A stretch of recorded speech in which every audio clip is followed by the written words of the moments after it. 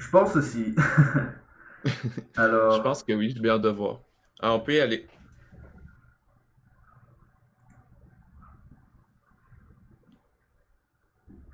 hey guys, hope you're well. Today I'm with AEFORIA. I don't know how to say it. It's AEFORIA. AEFORIA. Yes. So today will be a fun day because we have a French and a Canadian that will speak for nearly 40 minutes in English. So I hope you will enjoy. So nice to have you, mate. Thanks, man. I'm super glad to be here today.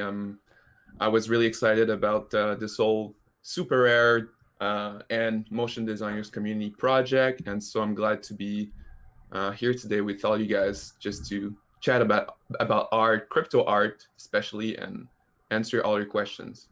Okay, that's really great. So, can you do a short presentation about yourself and maybe you can do a screen sharing so we can enjoy your art?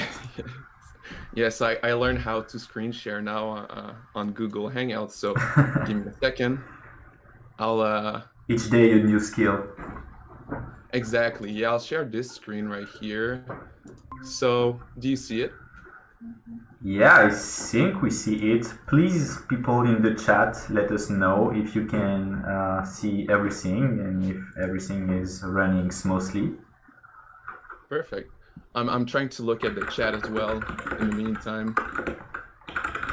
I feel like it might be good, so I'll just go forward with it. But so my name is Alexi. I'm mostly known as AEFORIA, and I'm a 3D artist from Montreal, Quebec, Canada. I've been doing 3D for about nearly 4 years now, but I've been doing art since like 2014. And yeah, this is my Instagram page where you can find most of my work. I mostly like to create those kind of surreal characters with very vibrant colors and combinations of colors, especially. I really like to play with composition, balance, color palettes. And also, what I love the most is to create those surreal universes, and make them my own. That's why I was so attracted to 3D in the first place because I could just create whatever I wanted, and this is what I wanted. This is my universe, and I hope you guys will enjoy the life today. And yeah, that's pretty much what I do. And just recently, since October, pretty much, I recently joined the community of Cryptoart, and that that was quite a big shift, I would say. And since then, I've been super passionate about it, and especially just crypto in general. I've been reading a little bit and getting to learn about the whole field, So yeah, this is pretty much who I am and what I've been doing lately. So you've been talking about your art and about crypto art. So we already have a question in the chat that says, how can you define your style and how we can learn your style? Do you have some advices for people? How can someone find their own style or learn my style? I guess it's learn your style. My style. Well, I don't know. Like this is quite a special question because I cannot really teach how really to think like I do. I don't know. It's like it's all in my head. But I would say that to me, it's always been. I've never been like the most technical guy when it comes to 3D because some other guys and gals are just like killing it, and this has never been my main focus. I'm more about the image itself and always trying to find ways to combine different colors together and explore compositions. So to me, it's always like when I come into an image, I don't try to copy what I've been doing before. I always try to do a different universe and a different character and explore just like that in each and every piece. So for my style, well, essentially, I'm mostly known for those characters. So one could say that, well, if they want to do something in my style, they could start like creating those characters and adding the clothing, and all that stuff. But also I would say like my style is also surreal. I'm not creating like realistic skin shaders and all that stuff. I'm more about like trying to find interesting ways to present human-like figures in different ways. And yeah, also I kind of like to keep uh, things more central, in my composition. I like to have like a main element in the front, something that can really capture your attention in your eye, and then add some elements around to guide your eye around the image. It can be spheres or a landscape, some clouds, just stuff that can help refine the image and make it like interesting for the eye. It's really about that. I always try to to consider like what path my eye will do in an image, and how to make sure that like nothing is stealing the attention from the main object, which is the character itself. So I hope that answers the question. It's quite complicated to describe how I think, but this is pretty much how I treat each image that I make. Okay, that's really great. I see in the chat that people are curious about the tools and software that you use. Can you let us know a bit more about the main software you use for creating? Yeah. Oh, well, um, I guess like most people in the Instagram community and motion design, I like to use Cinema 4D. It's been the only software I've been using since the beginning.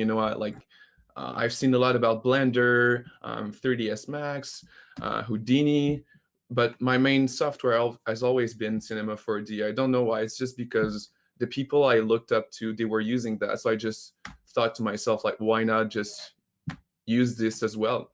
And but that's not it. I use also Marvelous Designer for all my clothing and the cloth simulations in general. But I also use Daz Studio, which is a very popular software, and it's free because I don't know why it's free, but it's just so great.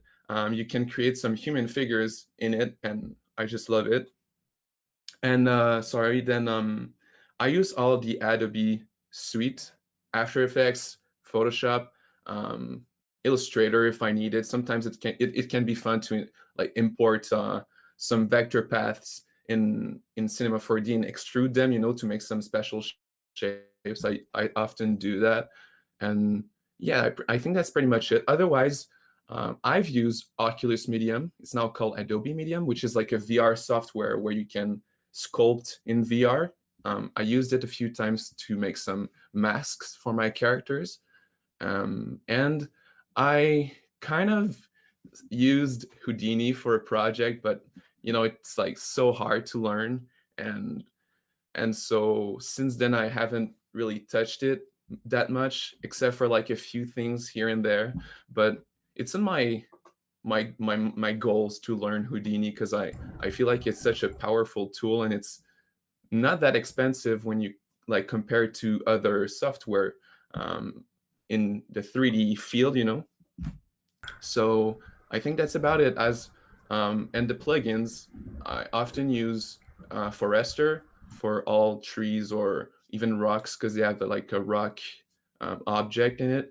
And my main render engine is, of course, Octane. I've been using it for a long time, and I maybe think of starting to learn Redshift because I've heard so much about it. And before using Octane, I was actually using the standard engine in Cinema 4D when I was starting out with 3D. So yeah, I just went from like the ground, the rock bottom to the good thing. That's really great. We have some question about your past. People asking if you went to art school and how did you become some what we can call famous on Instagram. So what's your learning path from the beginning to now? Yeah, I think that's an interesting path, because before doing this, I didn't really have any artistic background except for playing the trumpet and a bit of piano. But so all my life I've always been like really into science and math. I was good at it, and so when I was done with high school, the logical path for me was to maybe study in engineering and become an engineer or something related to science, right?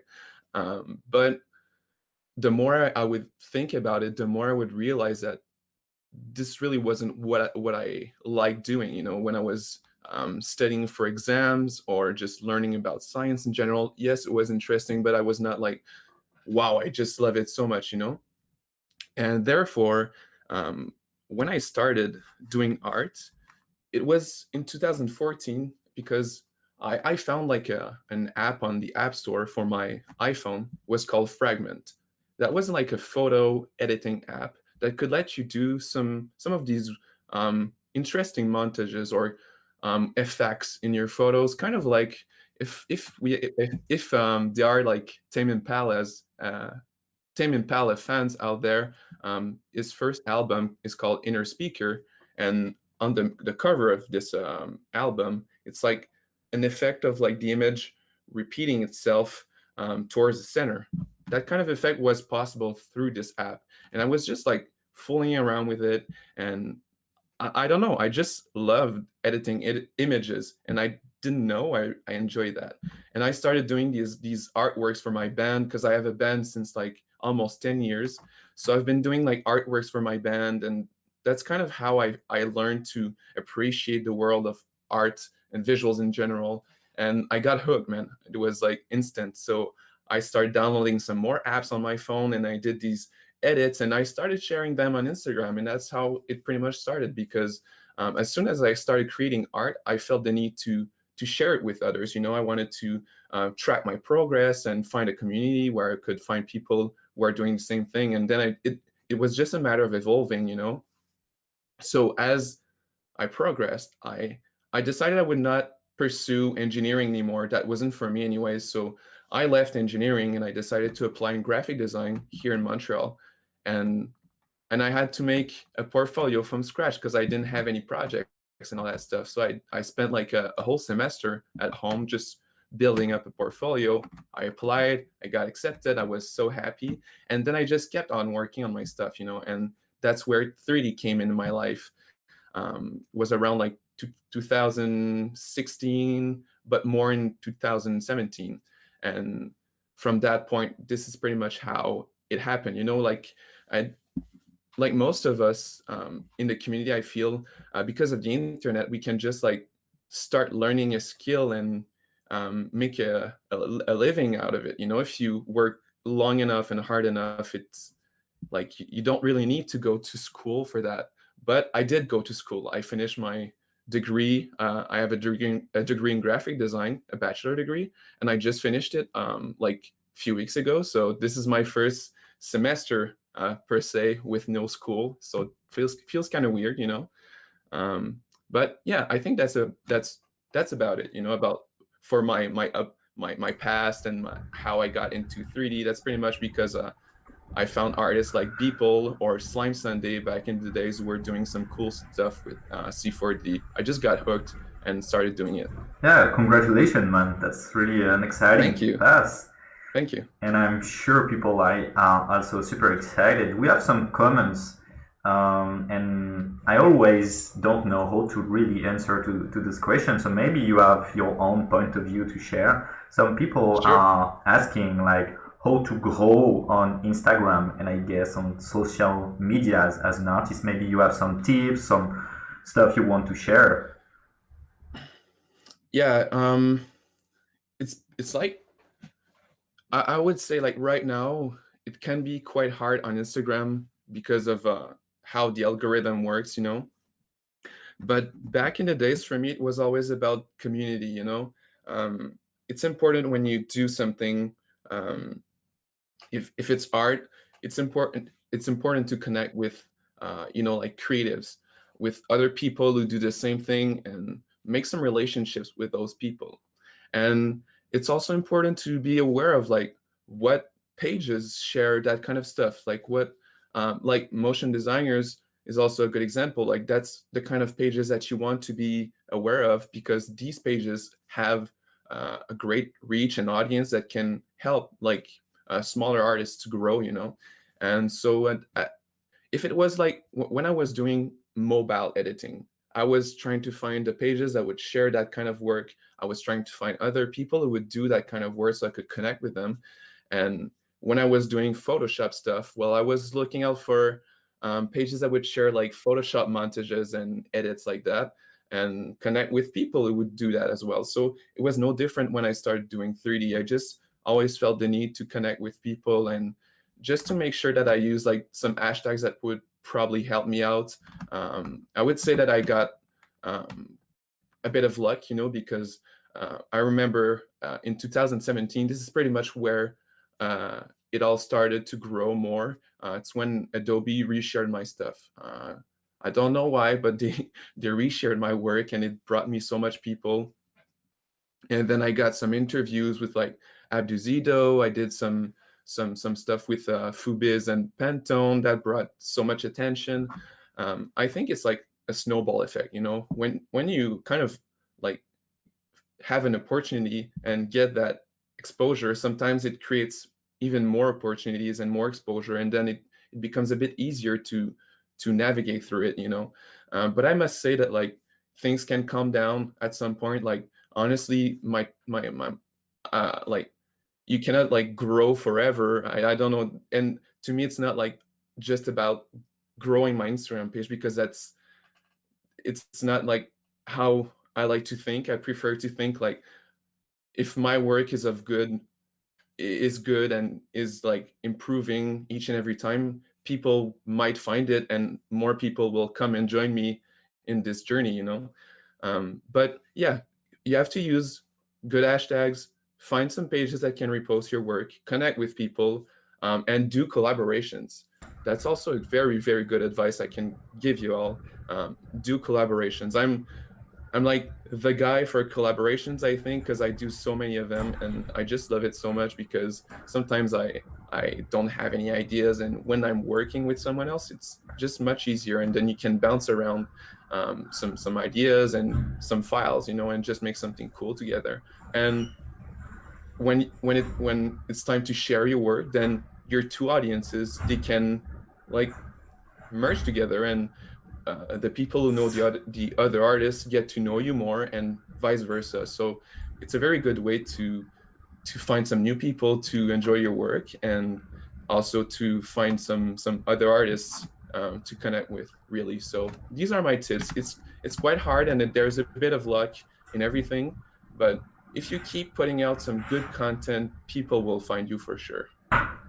Thanks a lot for sharing all those really great advices, and My pleasure. I can agree with you about doing collaboration and networking and all that kind of thing.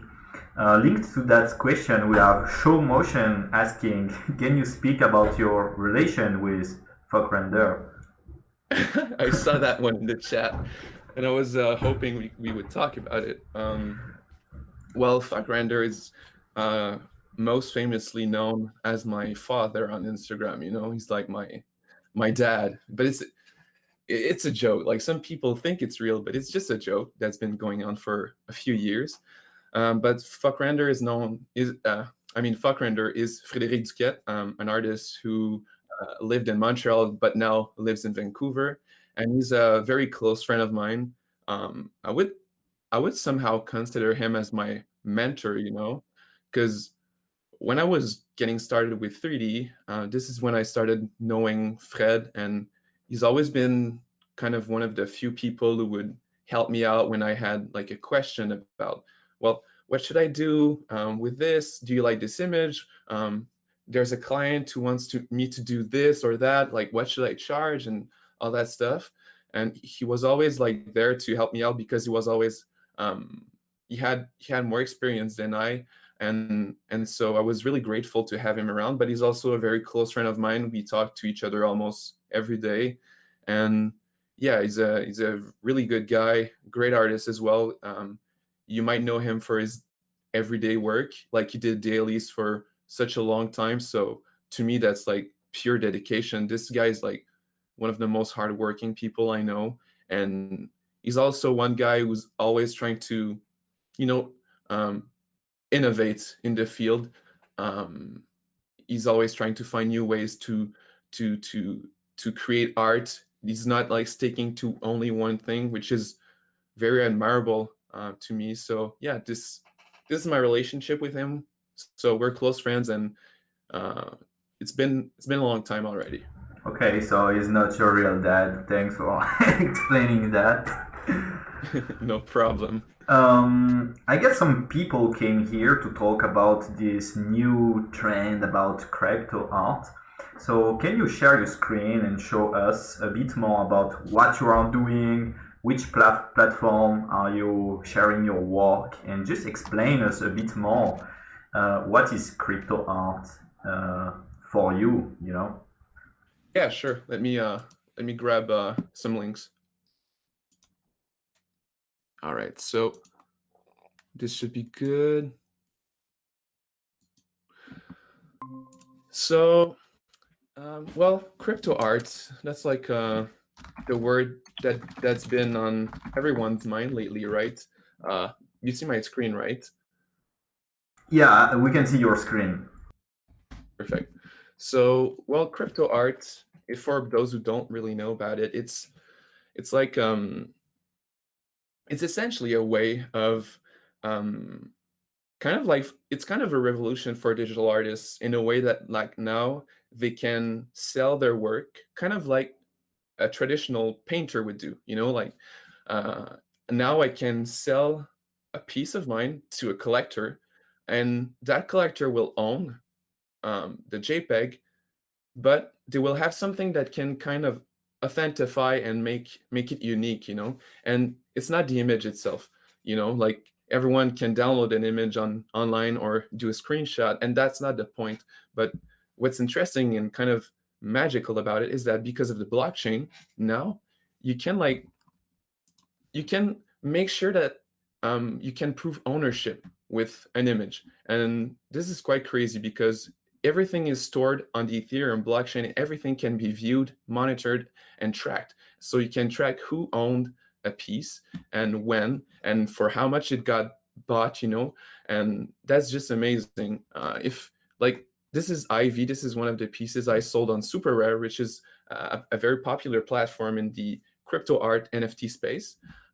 If you look at the transaction for the sale, it's all there. So there's a number for the transaction. It says like how much it's sold for, from who to who, and you can find all of this information in there. And so when the collector will decide to sell the piece to someone else, then we'll be able to track who it was from and who it's going for. And also the magic of it is that there's only one contract that has been made. So it's kind of like a one-on-one, right? If there's only one contract that says that you own this piece, kind of, well, you own the original of something, and that something is a token that's stored in the blockchain, and it points to an image.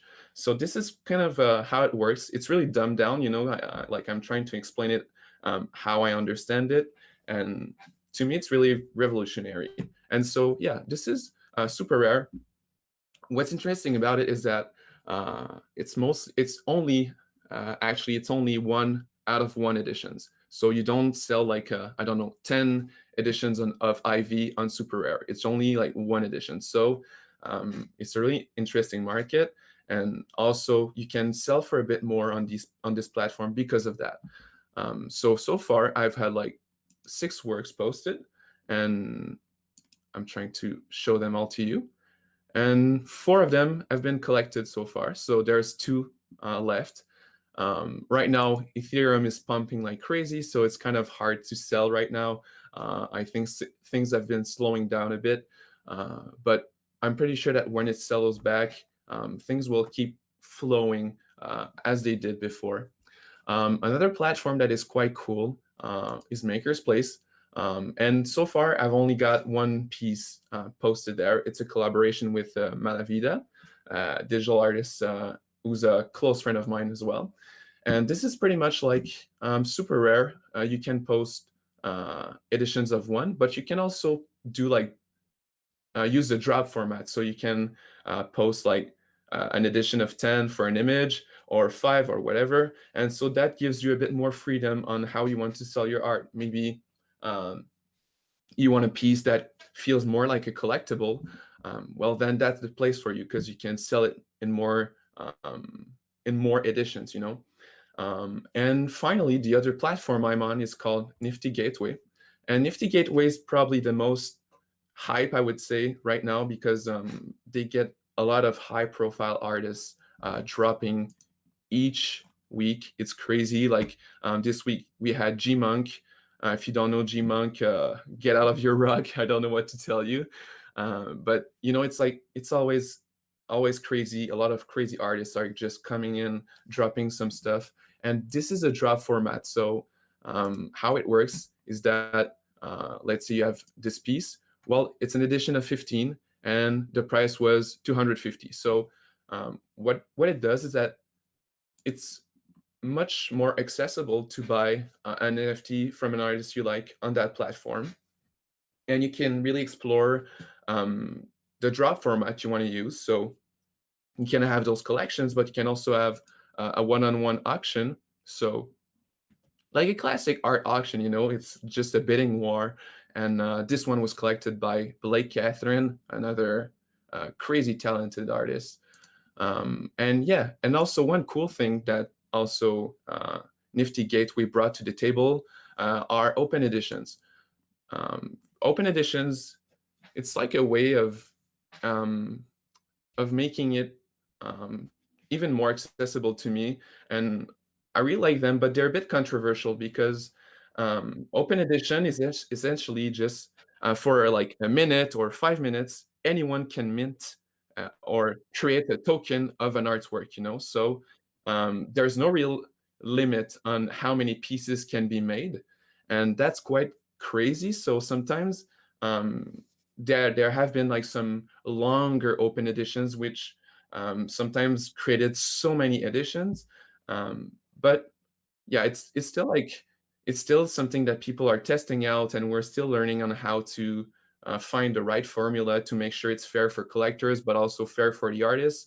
And for mine, I decided to only put like 1 minute. So in 1 minute, um, like there anyone could buy it, but it's still short, you know. So it creates a bit of a fear of missing out, and it also keeps the number quite limited because 1 minute it goes by so quickly. So yeah, these are the platforms I'm on, and it's also um, it's also quite hard to get in. I know some people have been waiting for months, but like don't lose too much hope because you'll eventually get there. It's just that they get so many applications right now that it gets a bit like overwhelming for those platforms to bring people in. But Yeah. I'm pretty sure they're working on ways to bring in more people. Let me bounce on this joining a crypto art platform because that was a question in the chat. Some people asked what platform they should join, and I guess there is also a marketplace than SuperRare. So maybe can you explain a bit? I think it's easier to be accepted on Maker's Place, or you can even join Rarible without even Yeah, being reviewed. So for any artists, there is platforms that they can join before being accepted on SuperRare. yeah. I feel like one of the hardest platforms to join right now is SuperRare because it's really in demand. It's really popular. It's up there in the numbers and all that stuff. Um, so like I know some friends of mine who got accepted in like after 3 months of waiting, which is enormous, you know. But I mean, at the same time, they got like hundreds upon hundreds of applications they got to review, and that's just so crazy, you know. And unfortunately, not anyone can get in for now because it's quite limited, and they want to they're trying to also control the flow of artists, so there's not too much offer and not enough demand. You know, it's kind of always a struggle to balance offer and demand in that field. But yeah, Super Rare is more I think is harder of access. Maker's Place might be more accessible, but um, that again, I'm not sure because I had I was privileged to have like someone reaching out to me a while back, and I was like, all right, cool. We could do something. And I was on SuperRare back then. But yeah, it's like it's probably a bit easier to get on that platform. And then Nifty Gateway, usually they get you get a reply within 3 to 4 weeks, whether it's positive or not. But at least you get a reply quickly, which is great. Nifty is also a platform that's hard to get in because they schedule drops for you. You don't decide when you drop something on their platform, so it's a bit exclusive. It's a bit harder to get in. And then yeah, there's Rarible, which is pretty much like the easiest to get in. You can, as you said, you don't need to get reviewed, right? Um, you don't need you don't need to get approved to get in, and you can already share your art. That creates a bit more of a harder competition, because there are so many people. But if you want to start out and already share your work in crypto art, well, that's probably the best way to go if you feel like um, getting in SuperRare or Nifty Gateway might be too hard for you. But I mean, you don't lose anything by applying to those platforms. It's better to just try at least and uh, fill the forms, all that stuff.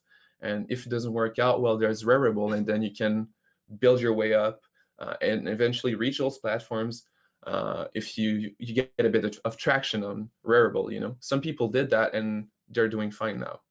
Okay, there is another question that I think is really interesting is those only the big artists are selling on those platforms, or do you think there is a place for anyone? Um, I think it's a tough question because I mean, even big artists can struggle to sell. Um, like even myself, I got a piece that hasn't sold since like almost 2 months. So it's not because you're a big artist that you'll sell everything. The market is always changing, and also it's a game of patience. Because you have to find someone who's going to be moved by your work and someone who will find value in your work, and that can take time. My piece might get sold in 2 months, but if someone finds it in 2 months and loves it and wants to keep it for a long time and sees it as an investment in myself and also in the piece, well, that's perfect. I would rather wait than sell too short. Um, but I've seen some artists who joined and they're doing great, and they're just starting out. And so I feel like you don't have to be huge to get like success in that field. I feel like it's mostly about the work. Um, well, not it depends. It's so complicated. I mean, it can really be about the work, or it could be about your reach. I feel like if you have a unique style and if you're able to market yourself, um, you'll find your way through.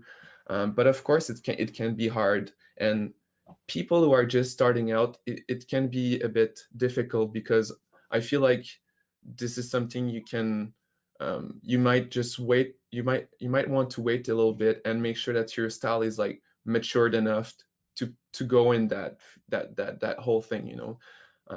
Because if you're just starting out 3D, well, it's maybe not the right time to join into crypto art because it's really like the traditional art market kind of, but it's online, and it has like internet properties, and it's a bit different. But like if when you just start out, you don't go out straight to a gallery. You have to wait and make your best work and work hard to improve yourself. So um, to the people out there who are just starting out and finding about crypto art, you can give it a shot, but also you can also work on your stuff. And once it's like solid and you feel like you've got something that is true to yourself and that stands out, you can then give it a shot, and you might have bigger chances of like getting in or just getting noticed by people in the community. That's how I see it. But also, it's so new that we're all trying to learn how to navigate through it. And everyone's asking themselves so many questions. We're all trying to figure out ways to understand it. And yeah, it's been a huge challenge, I would say, since the very beginning. that I started this. There is also an interesting question asked by Show Motion. He sees that many artists are buying other art for reinvest their Ethereum. Um, do you have a special strategy as an artist? Do you also buy other piece from other artists? Like, what's your cryptocurrencies interest actually? You mean my interest in crypto in general? Yeah, crypto and crypto art.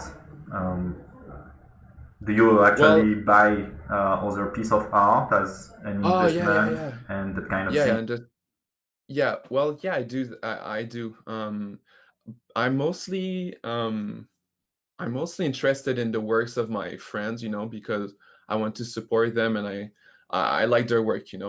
My first piece that I bought was on Maker's Place. It was the Cutting Machine by Andreas van der Stedt. It was like an edition of 10, and I bought like number 3. It was my first NFT that I bought ever, and I was so happy. Um, and I found myself collecting more on Nifty Gateway because, of course, I'm not a whale. I cannot like shoot 4 ETH just for a piece, especially at the price it is right now. Like it's way too much money for me to buy art.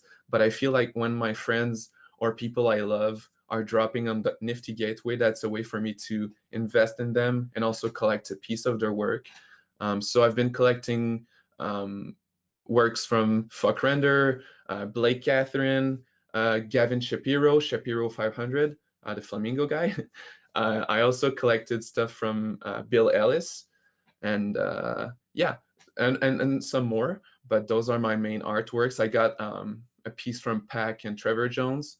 Uh, and yeah, so I've been collecting myself, and I've been really interested in Ethereum itself. I think it's an interesting currency. So yeah, um, a lot of artists are collecting, and I think it's very very awesome because as an artist, we also have a different way of like maybe viewing art. So to me, it's really about like who's the artist and if I relate to them. So that's my way of interacting with NFTs. I collect because I love the work and I trust the work. Some work I see it like as a long-term investment, and some I see that I could maybe sell it in the next year or so. It's different for each piece. But yeah, I think it's a common practice for artists in the crypto art space to collect other people's stuff because we also want to be a part of it. And I mean, I'm into it because I see there's a future in it, and I feel like investing in art will be a good investment in the future. So to me, it all makes sense.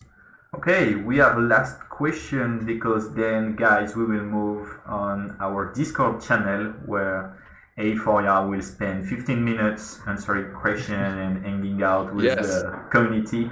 So, last question is what drawback about crypto art do you worry about the most? Um, to me, I think the biggest drawback maybe will be the relationship between offer and demand. I feel like it's always going to be harder maybe to stand out when there will be more artists.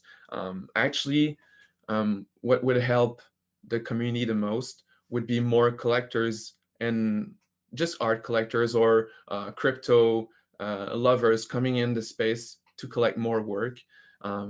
And so it balances a bit more, and eventually that would help because right now it's a bit like there's a lot of offer and not enough demand, and it can be really hard depending on the price range you are at. If you're in a higher price range, there's not much collectors out there. But once the crypto art space gets more mainstream and all that stuff, I'm pretty sure it will be a bit easier to have a healthy market. And also, I can't wait to see the secondary market bloom because right now it's a bit active, but it's not as active as the primary market.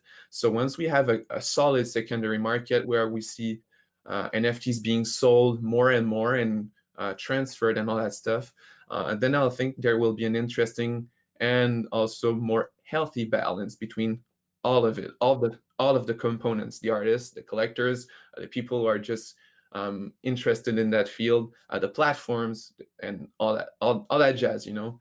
So to me, that's the drawback right now. But I feel like it's if the NFTs get more popular and more known, this is something that will be eventually probably easier, you know.